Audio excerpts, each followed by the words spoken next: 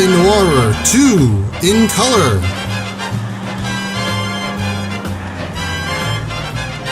Any messages? Starring Cole Phelps. You know, this isn't a tank, Phelps. With Peter Sellers as the car. Now look what you've done.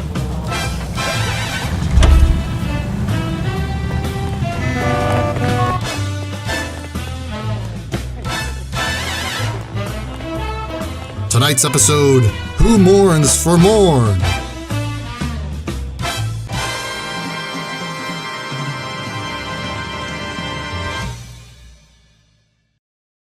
I was late to work that morning. I had been out the night before.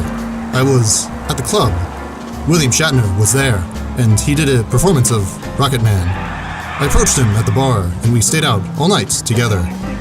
We got hot dogs from one of those street carts, and it gave us both food poisoning. That meant I overslept the next day. I got a call about a car that was dumped in a vacant lot over in the racist part of town. Hey, wait a second. That's the guy who gave me food poisoning. Kill someone! With justice served, I went across town to the crime scene. When I arrived, my boss was already on the scene. The car had been abandoned in a makeshift baseball field behind like 40 houses. I inspected the crime scene and found that the car belonged to the Argentine consulate. I also noticed that one of the diplomatic flags had been ripped off. I also found a wrench that had the name of the dealership on it, as well as the names and home addresses of all the perpetrators. Could this be a clue? Somehow, there was only one witness. He had been looking for young kids and instead he saw some people working on the car, or, as he puts it, I saw 3 goddamn Mexicans going to work on it. I was still feeling a little sick from the night before, so I decided to just start throwing accusations at the guy and see if they would stick. You went out to the car. Once they were gone, you had to take a look for yourself. I was curious. Ain't no law against that. Actually, yes, there is. It's called tampering with evidence. Let's book him, Bukowski. But then he ran off, so we just took the book he was reading. It was a ledger of young boys and what they liked, and dear God, we've let loose a monster. But that wasn't our department. We're car crimes, not actual crimes, so we just dropped it. We received a call that a consul from Argentina was demanding to speak to us, by name. Of course I ignored him and went to destroy every hot dog cart in the city. It was a massacre. Justice will only be served when hot dogs no longer are. With the city purged, I met with a consul. My boss was already on the scene. We met with Consul Valdez, a diplomat who was extremely undiplomatic. He also had no idea of how the U.S. criminal justice system worked. I want the perpetrator soundly flogged. Unfortunately, we don't do that here, Your Worship. As well as no understanding of American culture. He presumed to ask me questions. We do a lot of presuming here in the United States, Consul General. So clearly, Argentina had a low diplomatic opinion of the United States if they sent this guy. He's proven to be a loose cannon, a menace to the city! But I need to know about the car. He tells us that a guy named Dewey bribed him to buy the car. How does that work? Wouldn't it make more sense to just give him a better price in the car than your competitors? But remember, these are the same criminals that left their business cards at the crime scene. Valdez told us the car was probably stolen by some guy named Gabriel. Now I need to ask him about that ledger. This guy is irrationally angry, so I need to make a calm, concise question that doesn't rile him up. You fuck young boys, Valdez. Perfect. I needed to go to the car dealership. But first, you motherfucker!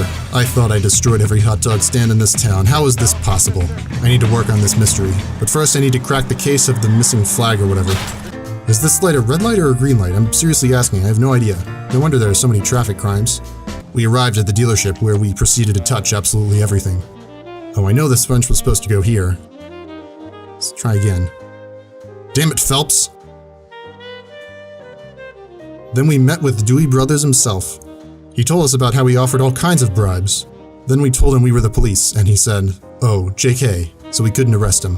Not with that brilliant legal defense in place. But he did tell us where to find Gabriel. At his house. Why didn't you think of that, Bukowski? We drove to Gabriel's house as fast as we could. But on our way, through no fault of my own, I totaled the car. But it turns out that I can run faster than anyone else can drive, so I chased down another car. Then I totaled that one, through a completely unexpected accident. LAPD, police emergency.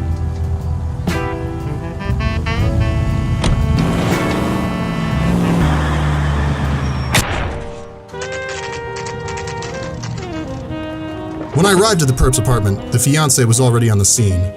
She let us in and we started to touch everything. That's when I found the other flag from the car, and also the Holy Bible. Probably nothing. I also noticed that she had set the table for 2 people. Well, she is eating for 2, so I guess that's fine. I decided to let her go. You're in serious trouble. Never mind. I still want to be gentle with her. She is pregnant. And I'll send you and your baby to jail. Oh, never mind. I'm going to be a bad cop. We will put in a good word for you, Adam. As far as we're concerned, this sits with Gabriel. I forgot how to do good cop, bad cop. The fiancé told us that Gabriel was going to a street race. I guess we're going to stop him now. But if we're going to a street race, we're going to fucking win. We arrived just as the race began. There's the red Ford. That's Delgado right there. My boss was already on the scene. Quick! They're getting away! Phelps, 1247. Requesting assistance at 1st and Santa Fe. Reports of an illegal street... We followed Gabriel down the raceway, totaling other cars and no doubt killing several of the other drivers. But we wanted Gabriel. Oh my god, this motherfucker's gonna jump it!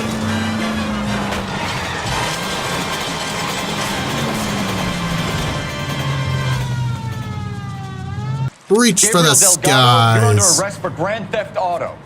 We arrested Gabriel, and then my boss told me I did a great job. Sorry, Bukowski, try harder next time. With that done, there was just one more thing to do.